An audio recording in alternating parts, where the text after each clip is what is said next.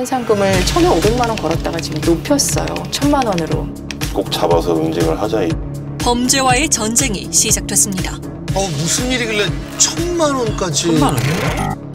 상대는 잔인한 고양이 학대범. 그의 폭주엔 끝이 없어 보입니다. 또 올라올 거다. 이거 우리가 잡아야 된다. 지독하게 반복되는 고양이 학대 범죄. 이젠 그 결말을 지어야 할 때입니다. 학대범을 찾는 결정적 제보에 거액의 현상금을 내건 곳은 한 동물보호단체였습니다. 처음에 500에서 지금 1,000만 원으로 상향했는데 지금 이 사건에 굉장히 분노하고 있는 분들이 현상금 더 올려달라, 우리가 뭐 후원을 하겠다라고 하면서 처음에 디사이드를 좀 주의 깊게 보던 그 한 분이 계속해서 이제 자료를 모으면서 보니까 너무나 끔찍하더라고요. 어떤 자료를 보냈길래요? 한 인터넷 커뮤니티 내에 있는 고양이 갤러리에 문제의 글이 올라온 겁니다. 불타고 있는 고양이가 들어가 있는 포인트리 찍혀 있었던 거죠. 게시글은 순식간에 화제가 됐고 충격을 받은 사람들은 글쓴이를 비난했습니다. 이 정도면 제정신이 아니죠. 누군가 영상의 출처를 묻자 범인은 한 링크로 답을 대신했는데요. 링크로 확인한 영상의 길이는 약 1분. 뭘 붓는 것 같은데 지금? 작은 고양이가 견디기엔 너무 끔찍한 시간이었습니다. 사연이죠.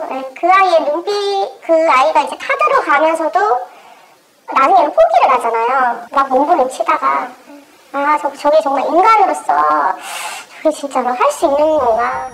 범인에겐 몇 가지 특징이 있었습니다. 지금 핏자국이잖아요, 지금. 잔인한 범죄를 예고하고 보란듯이 자신의 범행을 게시하는 범인. 참 진짜. 저래 당당합니까? 심지어 자신은 절대 경찰에 잡히지 않는다며 자신만만해합니다. 그의 닉네임은 VPN 테스트. 디사이드라는 사이트는 모두가 다 익명으로 회원가입 안 해도 누구나 글을 아무렇게나 쓸 수가 있어요. 회원 가입보다 익명 유저들이 더 많은 해당 커뮤니티. 동일한 닉네임이 많아 비회원의 경우 개인별로 나타나는 IP 숫자로 구분합니다. 각자 집 주소가 다른 것처럼 IP 주소도 다 다르다고 생각하시면 돼요. IP를 바꿔서 겉에다가 마치 커튼을 씌운 것처럼 안 보이게 다른 IP로 보이게 할 수가 있는데 그런 프로그램을 VPN이라고 한대요. 그걸 사용을 하면 경찰이 추적을 해도 잡을 수가 없다. 위치 추적을 방해하는 VPN의 정체는 뭘까? VPN이라는 걸 이제 사용하게 되면 자기가 물리적으로 지구상에 어디에 있든지 네트워크상의 위치를 바꿀 수가 있습니다. 다운받은 프로그램에서 현재 나의 위치를 뭐 뉴욕으로 할 거냐, 뭐 싱가포르로 할 거냐 이렇게 지정을 할 수 있습니다. 그래서 클릭만 하면 그냥 내가 그 위치에서 인터넷을 하는 것과 똑같은 효과를 주게 됩니다. 쉽게 말해 가상사설망 VPN을 이용할 경우 한국에 있으면서 IP 주소는 해외인 것처럼 꾸밀 수 있는 건데요. 즉 가짜 IP 주소 때문에 경찰 추적도 어려워지는 상황. 범인의 당당한 태도엔 이유가 있었던 겁니다. 그 VPN이라는 IP를 추적하기 어려운 방식을 내가 사용했다는 거에 대한 어떤 또 만족감, 그런 거에 대한 이제 과시욕. 궤도들이 뭐 이렇게 하는 짓 있잖아요. 오늘 뭐 예고 살인이라든가. 예고 살인이라고요? 범인이 처음 등장한 시점은 지난 1월. 처음에는 VPN 테스트에서 큰 거 온다라고 밑에 써 있었는데 그리고 4분 뒤 고양이 학대 영상이 올라왔습니다. 진짜 나쁜 놈이네. 몇백 마리가 죽을 것이다. 이 아이는 너희들이 이러면 또 죽을 것이다. 너희들 때문이다. 사람들의 비난이 거세질수록 반응을 즐기듯 그때부터 고양이를 더 죽이겠다고 협박하는 범인. 어떻게 저랍니까? 심지어 아무렇지도 않게 대량 학살을 예고하기도 합니다. 600마리 대량 학살이라고요? 서울에 좀 약간 그쪽에 있는 것 같다고 하는데 협박과 함께 언급된 지명은 서울이었습니다. 혹시 그는 서울에 살고 있는 걸까요? 그런데 이게 다 뭐예요? 이게 뭐야? 당당히 구체적인 범행 장소를 올린 학대범. 종로구 청와대요? 그의 말은 정말 사실일까? 청와대 밑에 자기가 고양이 사체를 묻었다 이런 소리를 해가지고 확인차 연락드렸는데 자기 관리 중요하고 못 들었는데. 본 적은 없어요. 내가 관리했던 고양이다 뭐 이렇게 의견을 주신 분은 없었어요. 확인 결과 그의 말은 거짓이었습니다. 다시 오리무중이 되어버린 범인 찾기. 그때 범인이 남긴 원본 영상에 중요한 단서가 숨겨져 있다며 한 전문가가 나섰습니다. 그러니까 차는 갓길에 세워져 있는 거고 차의 조수석 문과 뒤쪽 조석문이 열려 있는 상태거든요. 그 사이에서 범행을 저지른 거예요. 아, 저게 차 문이었군요. 차량 문으로 시선을 차단한 채 범행을 저지른 범인. 이 영상 속에 GPS가 있는데 이 범인이 트릭을 좀 써놨어요. GPS를 좀 바꿔놨거든요. 트릭이라고요? 여기 보시면 1월 27일로 되어 있는데 이 시간에 GPS를 바꿨어요. 1월 27일 날. 알고 보니 영상 촬영 장소를 속였던 범인. 1월 14일에 촬영한 영상을 27일 촬영 장소를 수정해 올렸던 겁니다. 못 잡게 혼선을 준 거다 이런 거죠. 저렇게까지 치밀하게. GPS 나온 데이터를 위성사진에서 좌표시켜보면은 여기 충북 옥천 쪽에 있는 길, 바로 길 위치까지 좌표까지 나와요. 끔찍한 고양이 살해의 실제 현장. 충청북도 옥천이었습니다. 아무것도 없는 도로잖아요. 보면 핏자국 있거든요? 아까 봤던 그 핏자국 아니에요? 저기 뭐 털 같은 거. 범행이 발생한 지 한 달이 지난 상황. 정말 영상 속 흔적이 맞는 걸까? 와, 저길 찾아낸 거예요? 맞네. 바닥 그림이 똑같네요. 사건 현장에 지문처럼 남아있는 그날의 흔적. 그리고 저거 포획트 같은데? 저거 현장 근처 풀숲에 눈에 띈 무언가. 아까 고양이 들어있던 그 포획트를 말하는 건가요? 확인을 위해 가까이 가봤는데요. 맞네. 진짜. 맞는 거 같은데? 영상과 똑같은 모양의 포획틀이 발견됐습니다. 당시를 재현해보기 위해 포획틀을 들고 현장으로 이동했습니다. 맞아요. 아니, 보시면 약간 그을린 거 같거든요? 아, 흔적이 지금 그대로 있네요. 여기 밑에 보니까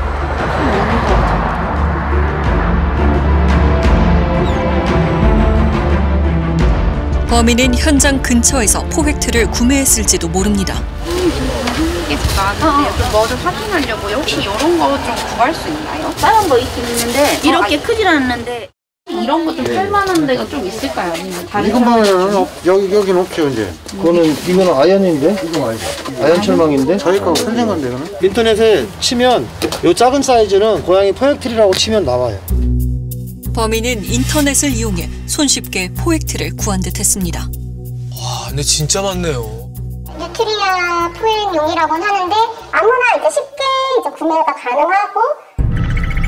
그리고 범인이 남긴 것으로 추정되는 또 다른 흔적. 이건 뭐지? 현장의 포획틀과 같이 버려져 있던 쓰레기인데요. 생수병 2개와 편의점 도시락통. 혹시 범인이 버리고 간 것은 아닐까요? 인수분 같은 건 없어 보여요. 밥 먹었어?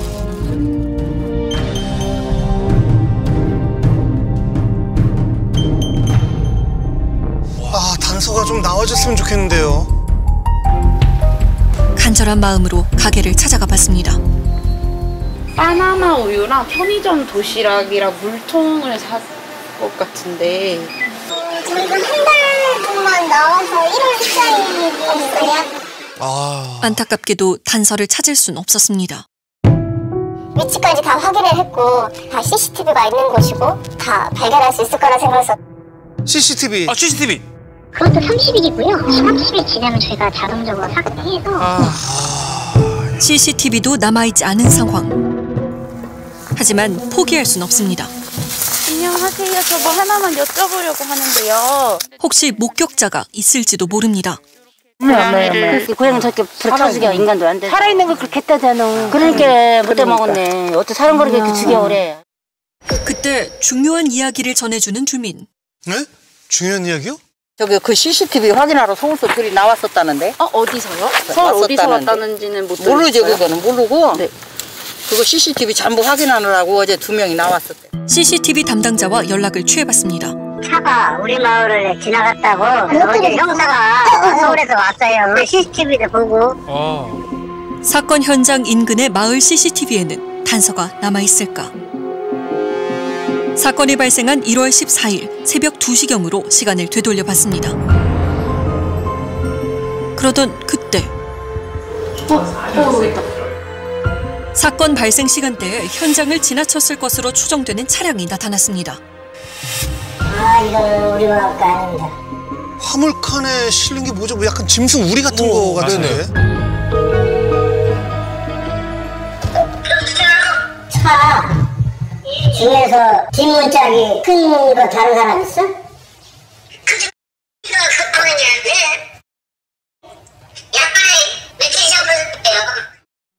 비슷한 시각에 목격된 멧돼지를 사냥하는 트럭 운전자. 혹시 현장을 목격했을까요? 내가 지나갈 때 그 불을 못 봤어요. 봤으면 그건 내가 작년에 알거든. 그거 말도 안 되지. 그 차 옆에 뭐 불길이 보이고 하면 내가 서가지고 하게. 그냥 우연히 지나친 것 같네요. 그러면. 포획틀의 모양도 범인의 것과는 다릅니다. 옥천에도 지금 TNR 하는 병원들도 많고 지금 좋은 일들 하는 데들 많은데 왜 하필 옥천 동네에서 그런 일이 벌어졌어? 좀 취재 좀 해야 돼. 이런 거 있어서는 안 될 일이야. 그렇죠.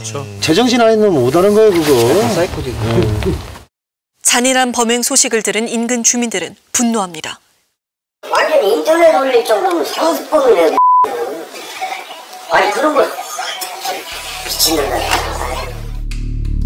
범인은 대체 왜 지역의 외딴 교차로를 범행 장소로 선택했을까?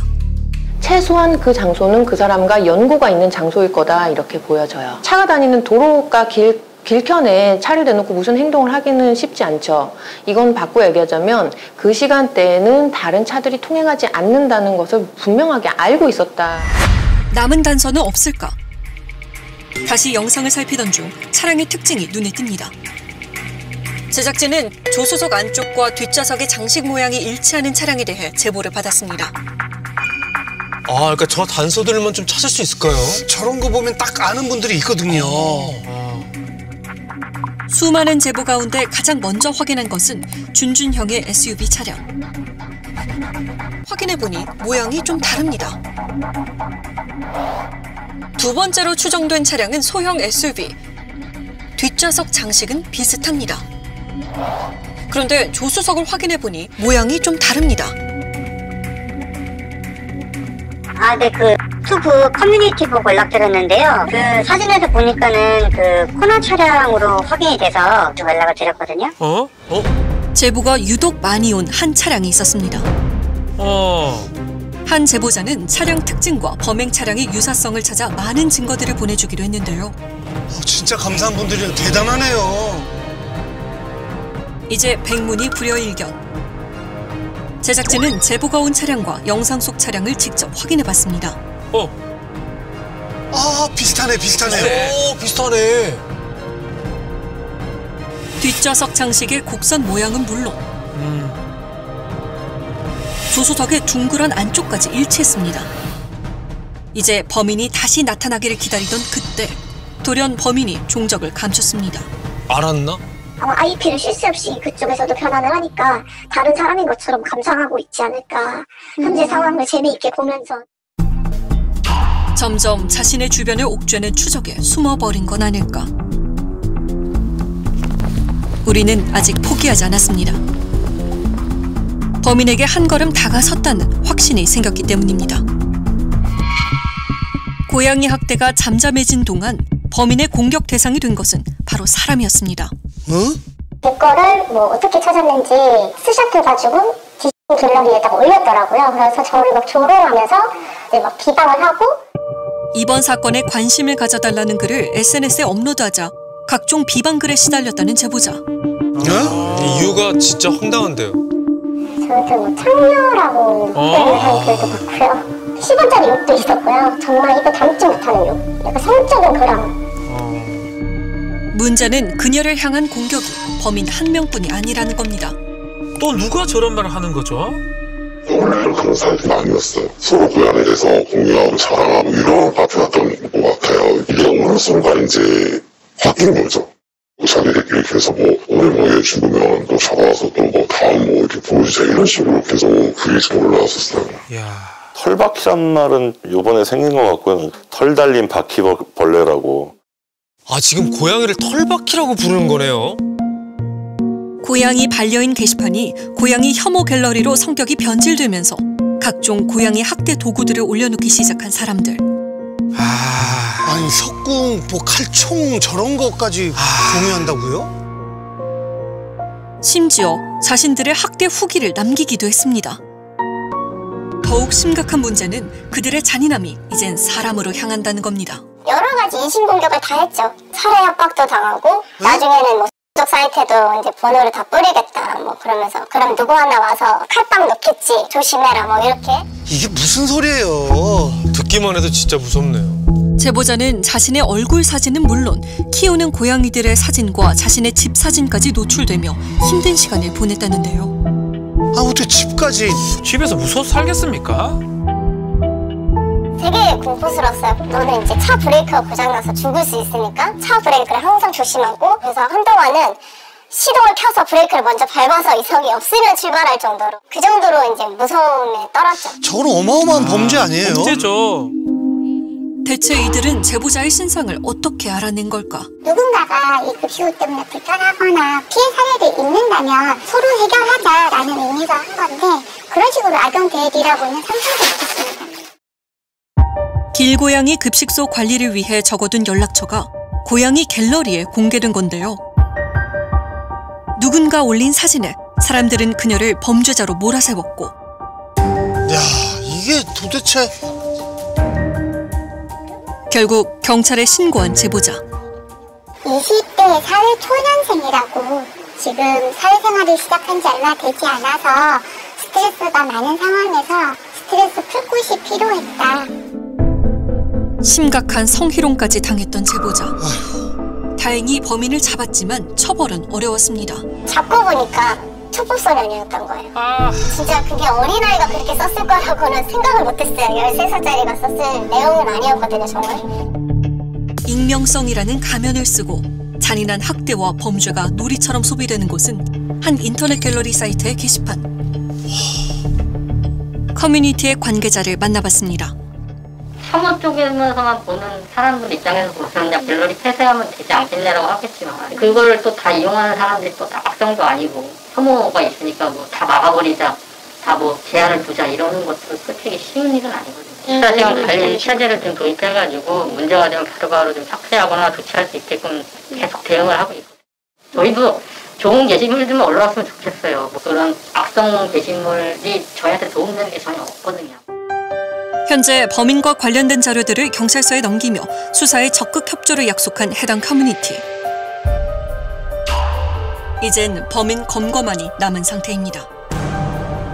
이 사건이 만약에 이제 조용하게 넘어간다면 이 학대범은 언제라도 거리낌 없이 고양이를 학대하는 행위를 할 수 있는 성향의 사람이라는 거죠. 그렇죠. 학대 영상을 인터넷상에 게재를 했을 경우에도 동물학대죄로 처벌받을 수 있습니다. 최근 들어서는 범행이 굉장히 좀 수위가 높거나 잔인성이 굉장히 높은 경우에는 징역형에 처한 사례도 좀 계속 나오고 있는 상황입니다.